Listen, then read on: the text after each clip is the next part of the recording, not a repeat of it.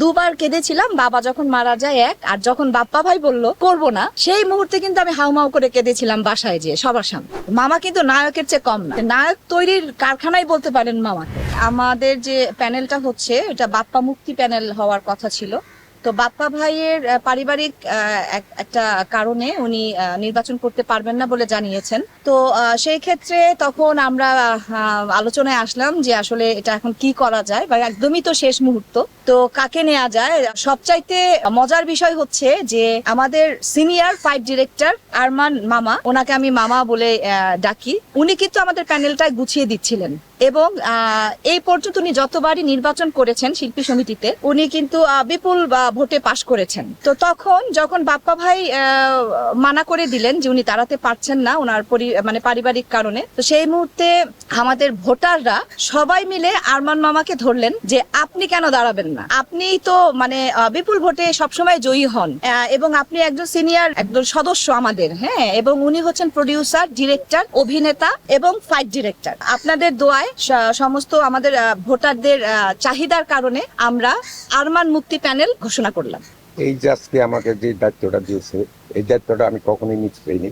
আমি চেয়েছি একটা সিনিয়র আর্টিস্ট সম্মানীয় দরকার ছিল এখানে। আমি বড় জিনিস না, কিন্তু আমরা চেয়েছি যে শিল্পী সমিতিতে একটু হাইটের একটা লোক আসলে আমার খুব ভালো হতো। আমরা যেটা বাপ্পাকে নিয়েছিলাম, যে বাপ্পা আপনার রাজ্জাক ভাইয়ের ছেলে, রাজ্জাক ভাই এই প্রতিষ্ঠাতা করছে শিল্পী সমিতি, এই শিল্পী সমিতিতে ওরকম একটা লোক চেয়েছিলাম যেটা নাকি বাপ্পা রাখতো না পছন্দ।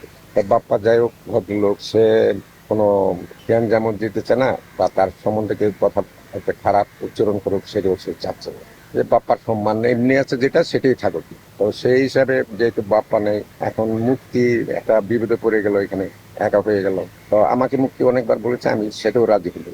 তারপরে সবাই ধরার পরে যে আপনি ছাড়া আর কোনো পথ নাই, এটা আপনি থাকেন, কারণ আপনি এত বছর ধরে ফিল্মে, আজকে আমার প্রায় 50 বছর হয়ে গেল ফিল্মে।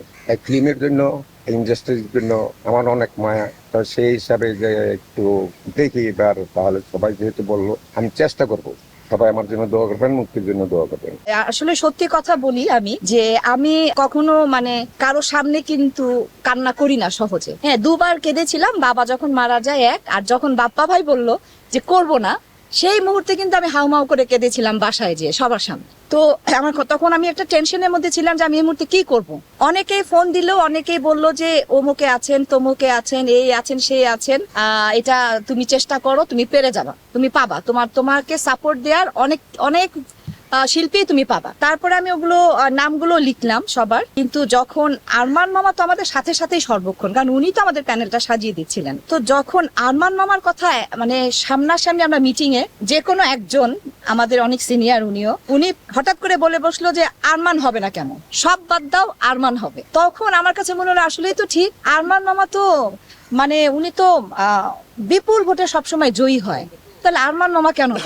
আরমান মামা তখনও বলছিলেন যে না না না, আমি হ্যাঁ এখানে তোমরা, উনি মামা চাচ্ছিলেন কোনো নায়ক বা কাউকে নেই। মামা কিন্তু নায়কের চেয়ে কম না, হয়তো স্ক্রিনে না, বাট নায়ক তৈরির কারখানাই বলতে পারেন মামাকে। তো সেই কারণে আমার কাছে মনে হয়েছে মামাই তো এফডিসির একটা হিরো, তাহলে মামা কেন না। হ্যাঁ, তো সবার সমর্থনে, সবার ইচ্ছায়, বিশেষ করে আমাদের ভোটারদের ইচ্ছায় মামাকেই কাজ করবো।